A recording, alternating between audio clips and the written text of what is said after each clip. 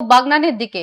রাজ্যের নতুন বিজেপি সরকারের প্রথম বাজেট ঘোষণার দিনই হাওড়ার বাগনান, মালদার চাচল, মেদিনীপুরের বেলদা এবং হুগলির কামারপুকুর সহ বেশ কয়েকটি এলাকাকে নতুন পৌরসভা হিসেবে ঘোষণা করা হয়। এই ঐতিহাসিক সিদ্ধান্তের পর আনন্দের জোয়ারে ভেসেছে বাগনান। দীর্ঘদিনের দাবি পূরণ হওয়ায় ধামসা, মাদল, বাজি এবং আদিবাসী নৃত্যের তালে তালে একটি বর্ণাঢ্য বিজয় মিছিলের আয়োজন করা হয়।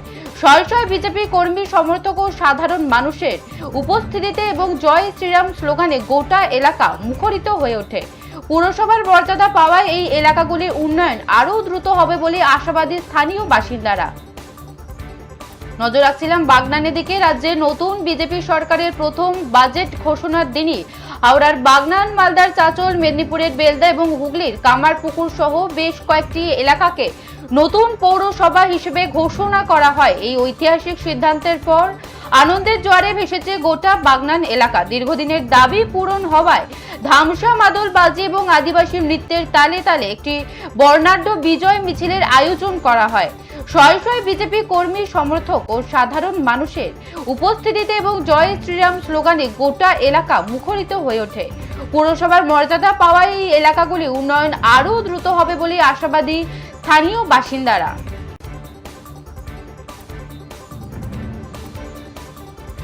বাজেটে পৌরসভার মর্যাদা পেল বাগনান। খুশিতে মেতে উঠল বাগনান। আয়োজন করা হয় বর্ণাঢ্য শোভাযাত্রার।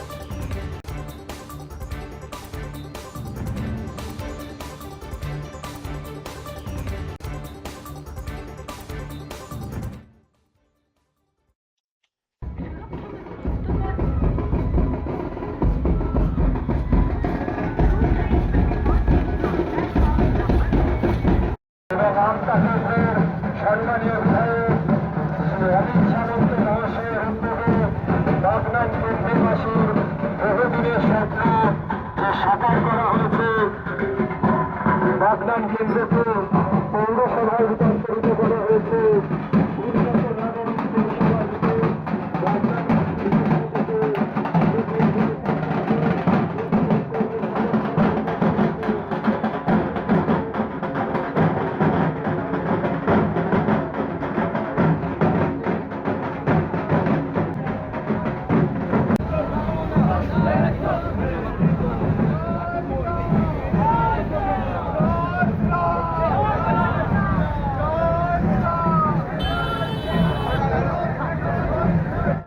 পুরসভা ঘোষণা, পুরসভা হোক বাগনান, এটা করাতে পেরে কেমন লাগছে? ভীষণ ভালো লাগছে। প্রথমেই ধন্যবাদ জানাবো পশ্চিমবঙ্গের আমাদের ভারতীয় জনতা পার্টির প্রথম মুখ্যমন্ত্রী সম্মানীয় শুভেন্দু অধিকারী মহাশয়কে। সাথে সাথে আমার ভাই অমিত, এও প্রচেষ্টা করেছে, আমতা বিধানসভার বিধায়ক, তাই এও অনেক প্রচেষ্টা করেছে, সেই জন্য ধন্যবাদ জানাবো ভাই অমিত সামন্তকে। সাথে সাথে পুরো পশ্চিমবঙ্গ সরকারকে ধন্যবাদ জানাবো। আর সাথে সাথে পশ্চিমবঙ্গের জনগণ যেটাকে করার জন্য সমস্ত জনগণ আমাদের ভোট দিয়ে জয়যুক্ত করেছেন। আজকে একক সংখ্যাগরিষ্ঠ আজকে ভারতীয় জনতা পার্টির সরকার প্রতিষ্ঠা হয়েছে। এটা পশ্চিমবঙ্গের সমস্ত জনগণকে শতকোটি প্রণাম জানাবো। ভীষণ ভালো লাগছে বাগনান পৌরসভা হওয়ার জন্য যে ঘোষণা হয়েছে।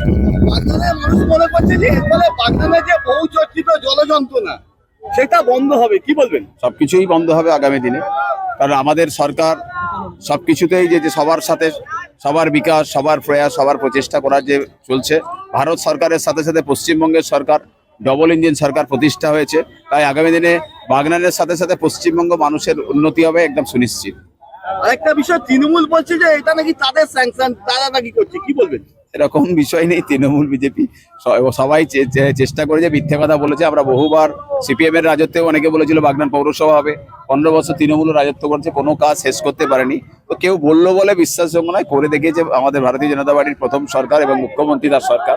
সেই জন্য তো ধন্যবাদ পাওয়ার যোগ্য সম্পূর্ণ মুখ্যমন্ত্রী তার সরকারের। পঞ্চায়েতের যে সার্বিক উন্নয়ন সেটা জরুরি, কারণ আমি যেখান থেকে বিধানসভায় গেছি সেই বিধানসভাতেও একটা বিশাল অংশের মানুষ পান চাষ করতো এবং তারা হাড়তে পান বিক্রি করতো, এবং তাদের যে লস হয় বা তাদের যে সঠিকভাবে পরিচর্যা করা, সেই জায়গায় যদি আমরা ধ্যান দিতে পারি, বা আমাদের যেহেতু নতুন সরকার গঠন হয়েছে এবং কৃষকদের জন্য নতুন নতুন অনেক প্ল্যান তৈরি করছে, তো কিষাণ নিধি সম্মান থেকে শুরু করে যে সমস্ত সেই প্রকল্পের আওতায় যদি আমরা পান চাষিদেরকে নিয়ে আসতে পারি, তাহলে পান চাষিরা আগামী দিনে অনেক তাদের মুনাফা পাবে এবং এবং এই পান চাষে পুনরুজ্জীবন ঘটবে। এবং আপনারা জানেন আমাদের মেদিনীপুর এবং হাওড়ার একটা বড় অংশের মানুষ পান চাষের সঙ্গে যুক্ত ছিল এবং তাদেরকে এই চাষের মধ্যে নিয়ে আসাই হচ্ছে আমাদের মানে কর্তব্য, এবং তাদেরকে যাতে এই চাষে তারা লাভের মুখ দেখে সেটা যাতে সরকার যথাযথভাবে ব্যবস্থা নেয়, তার জন্য আমরা সরকারিভাবে চেষ্টা চালাবো। দাদা, একের পর এক কাজ করার পর দেখা যাচ্ছে যে আপনি জাতীয় স্তরের স্টেডিয়াম করবার জন্য রাজ্যের স্পোর্টস মিনিস্টারকে একটি চিঠি দিয়েছেন। খেলাধুলার উন্নয়নে আমতা তথা হাওড়া গ্রামীণে এই স্পোর্টস কমপ্লেক্স বা ইনডোর বা স্টেডিয়ামটা কতটা বা কতটা ডেভেলপমেন্ট হবে? একটা নতুন দিশা দেবে, কারণ এই প্রথম আমরা যা অ্যাপ্লাই করেছি তাতে হাওড়া গ্রামীণ জেলার মধ্যে ইনডোর স্টেডিয়াম যদি আমতাতে হয়, মানে আমাদের সম্মানীয় মন্ত্রী ইন্দ্রনীল খাঁ উনি কিন্তু আমাকে জমি দেখতে বলেছেন এবং সেই অনুযায়ী উনি ইন্সপেকশন করবেন এবং সেখানে যাতে যথাযথ পরিবেশ তৈরি করা যায়, এবং এটা হাওড়ার ক্ষেত্রে বলতে পারে একটা নবদিগন্ত খুলে দেবে। এবং আমতা হচ্ছে, যদি আপনারা দেখেন, শুধু হাওড়া না, এটা হুগলি এবং আমাদের মেদিনীপুর, পূর্ব মেদিনীপুরের একদম সংলগ্নবর্তী এরিয়া। তো সেখানকারও আমাদের যারা প্রতিভাবান ক্রীড়াবিদ আছে, যারা ছোট, যারা সাব জুনিয়র বা জুনিয়র খেলবেন, তাদের জন্য একটা বড় মাত্রার একটা আবেগ কাজ করবে। এবং এই যে ইনডোর স্টেডিয়াম, এটা আমি বলতে পারি আমতার ক্ষেত্রে ওখানকার ছেলে মেয়েদের জন্য একটা ক্রীড়া ক্ষেত্রে একটা নতুন দিশা দেখবে। এবং আপনারা যদি বলেন, আমি আপনাকে একটা জাস্ট পরিসংখ্যান দিতে পারি। আমতা জয়পুর যে থানা অ্যাসোসিয়েশন, এই থানা অ্যাসোসিয়েশন কিন্তু সবচেয়ে পুরনো এবং সবচেয়ে শক্তিশালী থানা অ্যাসোসিয়েশন হাওড়া জেলার মধ্যে, যারা কিন্তু গতবারও কিন্তু চ্যাম্পিয়ন হয়েছে। এবং আমার কাজ হবে যে এই রাজনীতি